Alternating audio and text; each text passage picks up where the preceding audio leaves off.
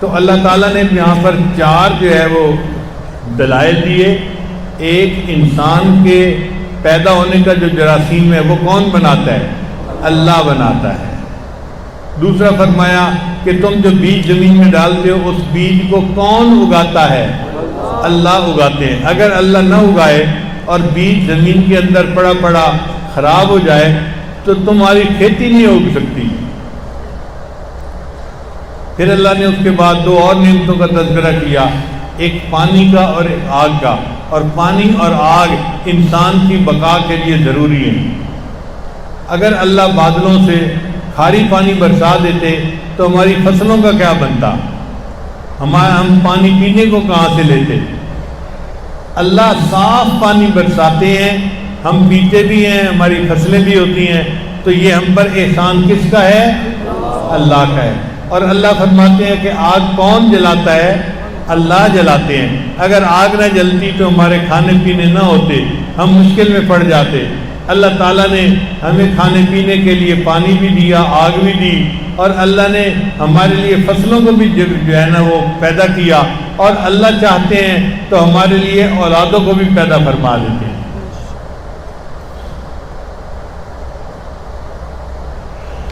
آج دنیا کہتی ہے کہ جی ٹیسٹ ٹیوب بیبی سے تو لڑکے پیدا ہو جاتے ہیں.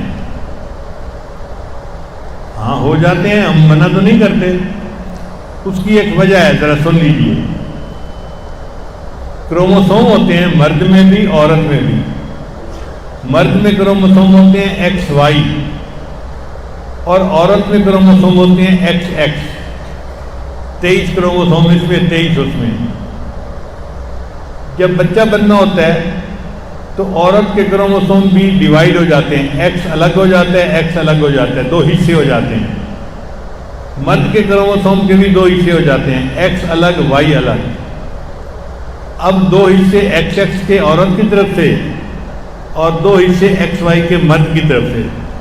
ان 4 میں سے 2 نے آپس میں بانڈ بنانا ہوتا ہے. اگر ادھر کا X ادھر کے X کے ساتھ بانڈ بنا لے تو بیٹی ہوتی ہے، اور اگر ادھر کا X Y کے ساتھ بانڈ بنا لے تو بیٹا ہوتا ہے. انسان نے سائنسی طور پہ اس راز کو سمجھ لیا. اب وہ ٹیسٹ ٹیوب میں کیا کرتے ہیں کہ عورت کے جو 2 حصے ہوتے ہیں نا XX، تو ان کو تو رہنے دیتے ہیں، مگر مرد کے جو حصے ہوتے ہیں نا X اور Y، اس میں سے X پارٹ کو ضائع کر دیتے ہیں، مار دیتے ہیں، صرف Y رہ جاتا ہے. اب جب Y رہ گیا تو Y جب X کے ساتھ جڑے گا تو کیا ہوگا؟ بیٹا ہوگا.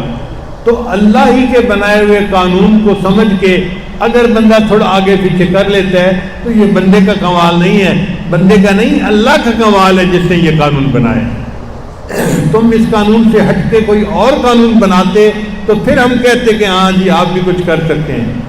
آپ اللہ کے قانون کو پہلے سمجھتے ہیں اور پھر اسی کے مطابق عمل کرتے ہیں، تو یہ اب کریڈٹ اللہ کو جاتا ہے جس نے قانون کو بنایا.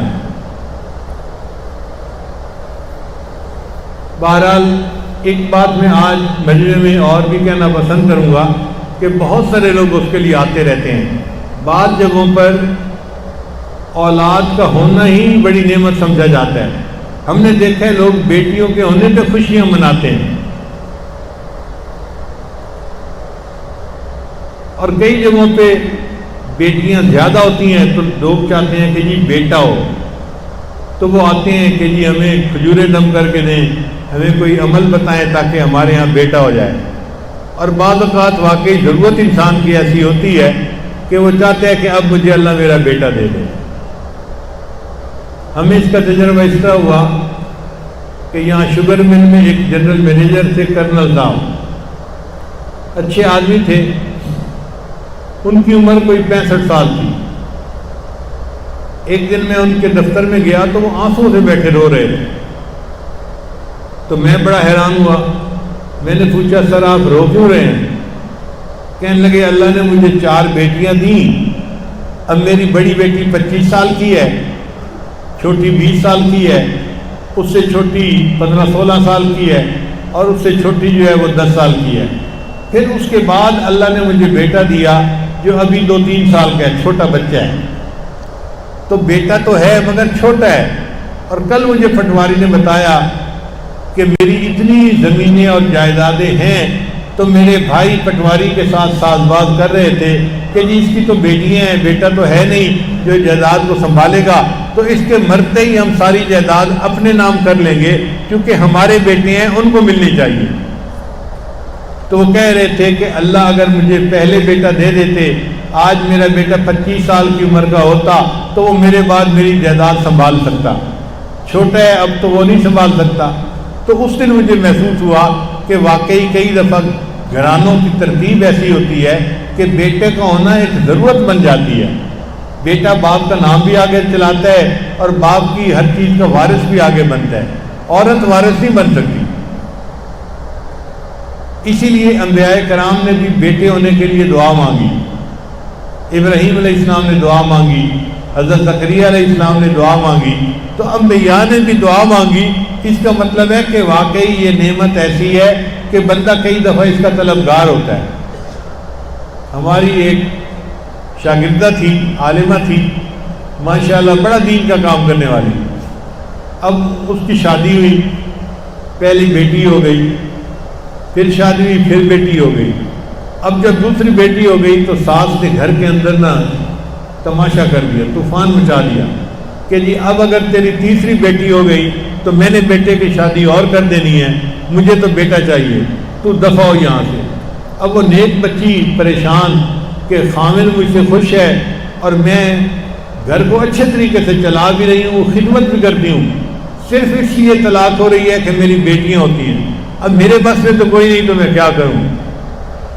ہم حج کے موقع پہ تھے تو وہاں وہ میری اہلیہ کے پاس آئی اور بہت روئی کہ میرا گھر ٹوٹ رہا ہے، مجھے طلاق ہو جائے گی اور میں دین کا کام کرنے والی عورت ہوں اور میری زندگی برباد ہو جائے گی۔ تو مجھے اہلیہ نے کہا کہ یہ بچی تو بہت رو رہی ہے، اس کے لیے دعا کریں۔ میں نے پھر اسے سمجھایا کہ دیکھو آپ حج پہ آئی ہو، یہ جو ملتزم ہے نا، یہ ایک ایسی جگہ ہے کہ جہاں پہ بندہ جو دعا مانگتا ہے قبول ہو جاتی ہے۔ تو آپ کو رات میں دن میں کہیں ٹائم ملے تو ملتزم سے لپٹ کے اللہ سے دعا مانگو، اللہ تمہاری دعا ضرور قبول کر لیں گے۔ اس بچی کو بات سمجھ میں آ گئی، اللہ کی شان کہ وہ رات کے وقت میں جب لوگ نہیں ہوتے یا ایسا وقت جب صرف عورتیں ہوتی ہیں ملتزم کے اوپر، وہ ملتزم پہ لپٹ کے دعا مانگی، اللہ نے اگلی دفعہ اس کو بیٹا عطا فرمایا اور اس کا گھر آباد ہو گیا۔ اب آپ بتائیے، کئی مرتبہ ضرورت ہوتی ہے اس بات کی کہ ہمارے ہاں بیٹا ہونا چاہیے۔ اس کے لیے ہم بڑی فکر میں تھے کہ یہ نعمت اللہ کیسے دیتے ہیں، ہمیں اس راز کا پتہ چلے۔ ہمارے حضرت مرشد عالم رحمۃ اللہ علیہ نے اس عاجز کو شعارے دم کرنے کا طریقہ بتایا تھا، اور ان شعاروں کے دم کرنے سے 50% بیٹے ہو جاتے تھے، یعنی اس کا رزلٹ جو تھا نا وہ 50% تھا، اور ہم اس پہ بھی خوش تھے کہ الحمدللہ 100 میں سے 50 کے یہاں پہ بیٹے ہو جاتے ہیں نا، اور لوگ بھی خوش ہوتے تھے۔ امریکہ اور کینیڈا سے میڈیکل ڈاکٹر عورتیں جو تھیں وہ آ کے شعارے دم کروا کے لے جاتی تھیں۔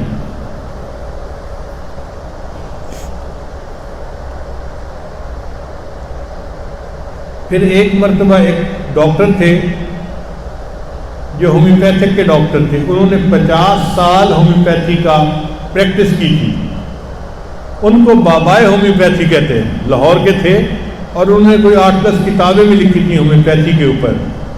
میں نے دیکھا گلگت چترال سے ڈاکٹر فون کر کے ان سے دوائی پوچھتے تھے کہ میں یہ دوائی ریکمینڈ کر رہا ہوں، کیا ٹھیک کر رہا ہوں؟ وہ ہاں کرتے تھے تو وہ ڈاکٹر ریکمینڈ کر دیتے تھے، اتنے قابل ڈاکٹر تھے۔ وہ ایک دن مجھے کہنے لگے کہ حضرت میرے 50 سال کے تجربے کا نچوڑ ہے کہ میں 2-3 دوائیاں دیتا ہوں، عورت کا جو فرٹیلیٹی ریٹ کم ہوتا ہے نا وہ ٹھیک ہو جاتا ہے، اور اولاد جو نہیں ہو رہی ہوتی تو اولاد ہو جاتی ہے، آپ استعمال کروائیں تو اس کا فائدہ ہوگا۔ میں نے کہا میں کیسے کرواؤں، مجھے کیا پتا اس کی کیا پوٹینسی ہے؟ اس نے کہا جی پوٹینسی 0 ہے، مدر ٹنکچر ہے، جیسے ہربل کوئی چیز ہوتی ہے نا اس طرح کی دوائی ہے، بالکل آپ اس کو استعمال کروا سکتے ہیں۔ خیر ہم نے وہ دوائی بھی استعمال کروانی شروع کر دی تو ہمارا جو ریٹ تھا نا 50% وہ 75% پہ پہنچ گیا۔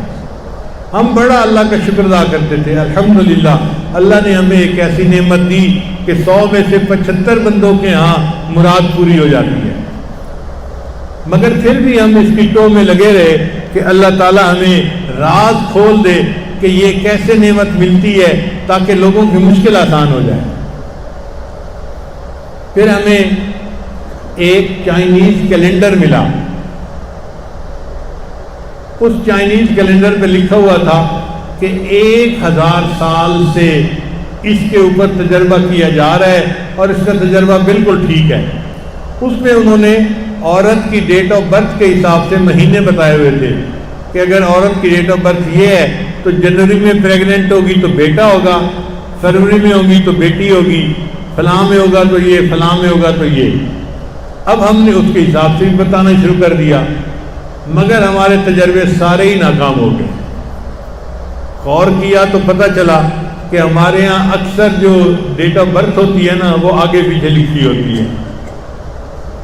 چنانچہ میری ڈیٹ آف برتھ کے بارے میں ابھی تک یہ ہمیں شک ہے کہ وہ 52 تھی یا 53 تھی۔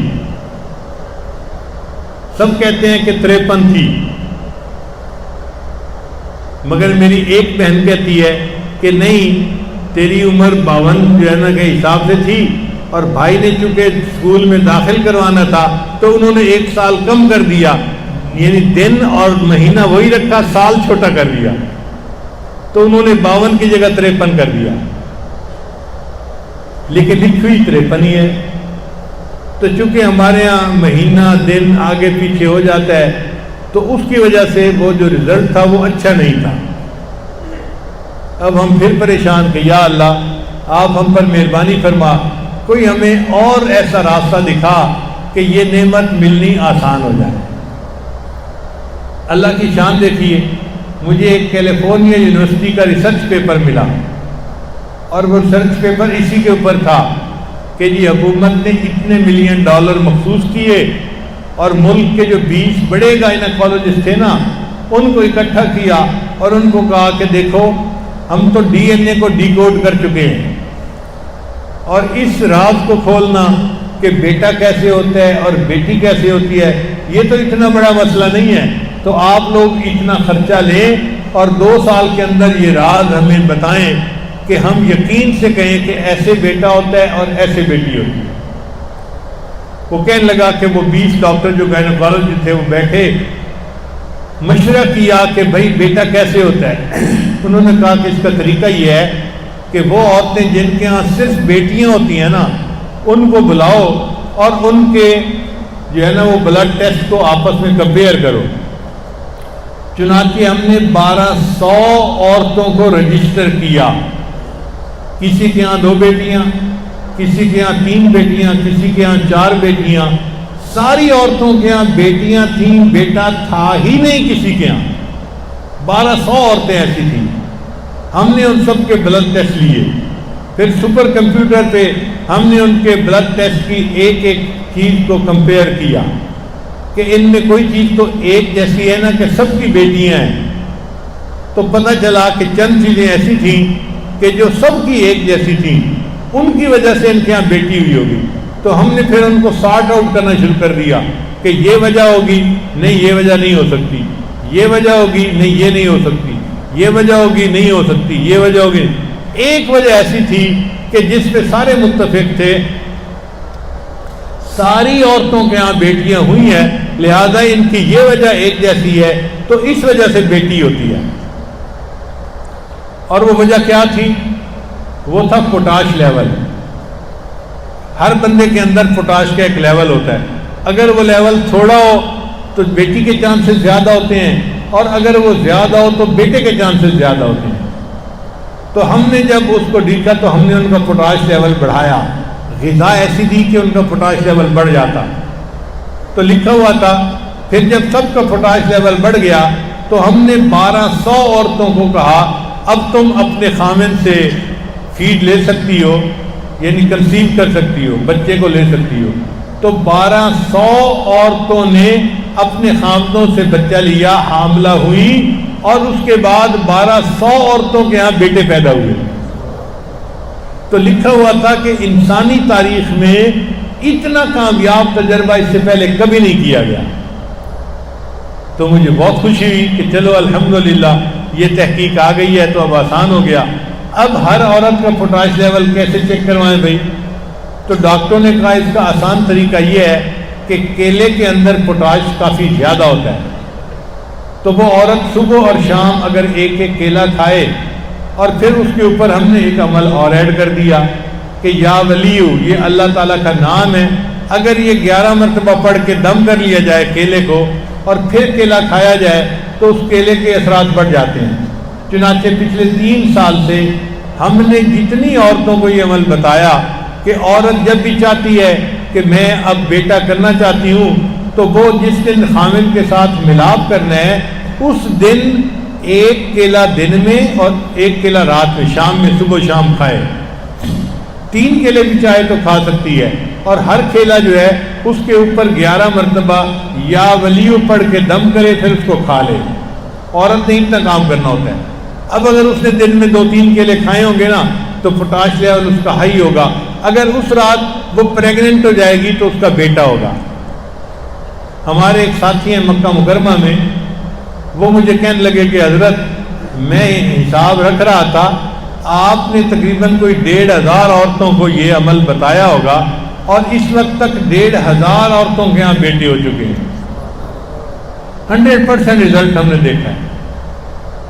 ہمارے ایک دوست ہیں کرنل اسد صاحب، ان کے ایک رشتہ دار ہیں، وہ جدہ میں رہتے تھے.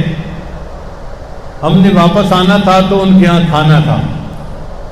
تو کھانے کے بعد ہم ایئرپورٹ پہ آئے تو راستے میں انہوں نے بات کی جی کہ میں نے یہاں پہ بڑا کمایا اور میں نے عمارت بنائی اور یہ کیا وہ کیا اور اللہ نے مجھے بہت پیسے دیے ہیں، اب میں چاہتا ہوں کہ پاکستان چلا جاؤں لیکن میری مجبوری ہے، میں نہیں جا سکتا. میں نے پوچھا کیا مجبوری ہے؟ کہنے لگے مجبوری یہ ہے کہ میری 3 بیٹی ہیں، بیٹا نہیں ہے، اور مجھے سب ڈاکٹر مشورہ دیتے ہیں کہ یہاں کنگ عبدالعزیز ہاسپٹل میں ٹیسٹ ٹیوب بیبی کا بڑا معیاری کام ہے، تم یہاں سے ٹیسٹ ٹیوب بیبی کے ذریعے سے بیٹا لو پھر جاؤ، اس لیے میں رکا ہوا ہوں. میں نے کہا بھائی اس کام کے لیے رکنے کی کیا ضرورت ہے؟ میں آپ کو ایک عمل بتاتا ہوں، آپ کو عمل کریں، اللہ آپ کو فطری طریقے سے بیٹا دے دیں گے. تو یہی عمل میں نے بتایا کہ اپنی بیوی سے کہیں کہ جس دن میاں بیوی نے ملاپ کرنا ہے وہ دن میں 2 کیلے یا 3 کیلے ایسے کھائے کہ ہر کیلے پر 11 مرتبہ یا ولیو کا لفظ پڑھ کے دم کرے اور پھر اس کو کھا لے. اگر اس رات وہ عورت پریگننٹ ہو گئی تو اللہ کے فضل سے بیٹا ہی ہوگا. لو جی انہوں نے اس پر عمل کیا اور 6 مہینے رہے. 6 مہینے کے بعد انہوں نے الٹرا ساؤنڈ سے چیک کروایا تو ڈاکٹر نے اس کو کہا کہ یہ دیکھو میں آنکھوں سے دیکھ رہا ہوں کہ یہ بیٹی نہیں ہے، یہ بیٹا ہے. اس کے بعد پھر وہ واپس آ گئے تو الحمدللہ اسلام آباد میں ان کی بیوی کے یہاں بیٹے کی ولادت ہوئی. تو یہ ایک ایسا عمل ہے جو ہم نے پچھلے 2-3 سال سے بار بار اس کو جو ہے آزمایا ہے، اور میں آپ سب حضرات کے فائدے کی خاطر عام بتا رہا ہوں. خلفاء حضرات بھی اس کو لوگوں کو بتائیں اور علماء بھی بتائیں تاکہ پریشان لوگوں کی پریشانیاں دور ہوں. جس کی پریشانی دور ہو جائے گی اس کے بدلے اللہ کی ہمیں رضا نصیب ہو جائے گی. اللہ تعالیٰ ہم سے راضی ہو جائے، اور جن کو اللہ نے بیٹوں کی نعمتیں عطا کی ہیں وہ اس پہ بھی شکر ادا کرے، اور جن کو بیٹیوں کی نعمت اللہ نے عطا کی ہے وہ اس پہ بھی اللہ کا شکر ادا کرے. اولاد کون دیتا ہے؟ اللہ دیتا ہے، اور اگر اللہ نہ دے تو بندہ کچھ نہیں کر سکتا. اس لیے اللہ نے قرآن مجید میں اس چیز کو دلیل کے طور پہ بتایا کہ لوگوں تمہیں بھی ہم نے پیدا کیا تھا، اور تمہاری جو آگے اولاد ہوتی ہے وہ اولاد بھی پیدا کرنے کے جراثیم ہم بناتے ہیں، تم